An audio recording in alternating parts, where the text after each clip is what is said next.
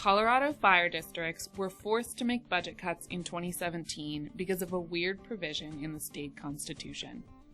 This provision means that exploding growth in home prices on the Front Range forced budget cuts in every corner of Colorado.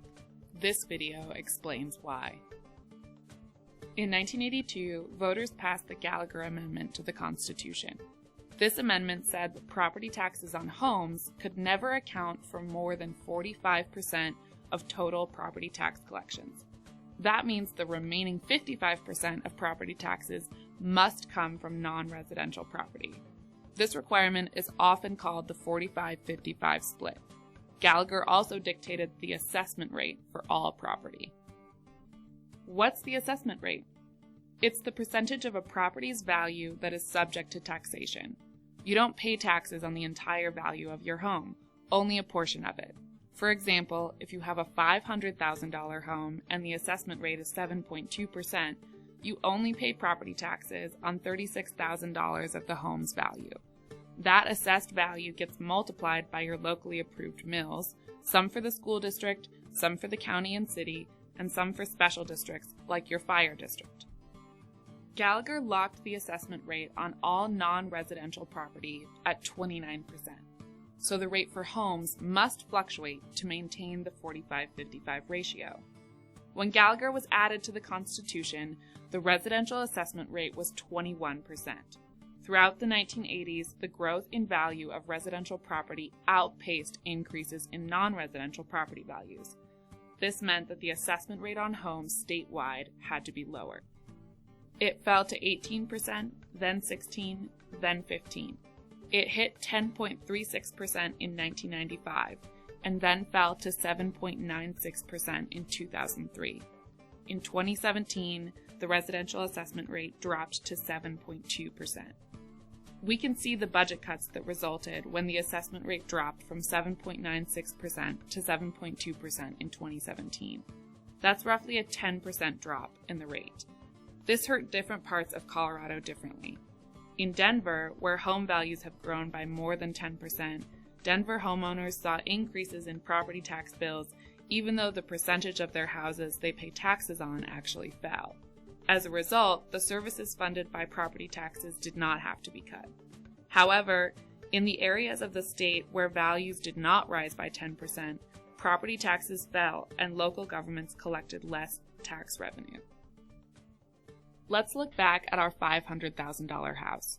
At an assessment rate of 7.96%, the house had $39,800 in assessed value.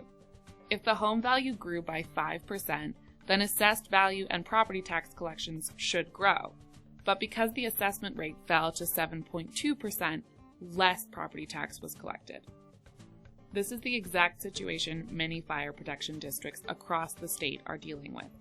Ragged Mountain's property tax dropped by 32%. Uray's dropped by 16%. Lewis Areola fell by 21%. More than a quarter of Colorado's fire protection districts collected less property tax in 2017 than they did last year. Even the fire districts which have seen growth in taxable property value are facing budget cuts because much of the growth was reduced by Gallagher. Take a look at Larkspur Fire Protection District in Douglas County, whose property base is almost all homes. Douglas County saw a 20% growth in housing values, which should mean bigger budgets for its fire departments. However, because of the Gallagher drop and because almost all of Larkspur Fire Protection District's property is residential, the fire district only netted a 2% increase in property taxes between 2016 and 2017.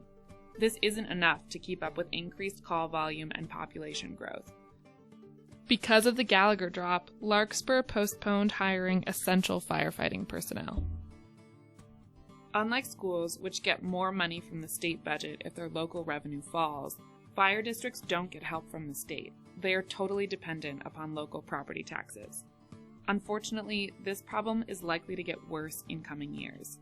Because residential property continues to grow, Gallagher will cause another, even bigger drop in property tax collections in 2020 and beyond.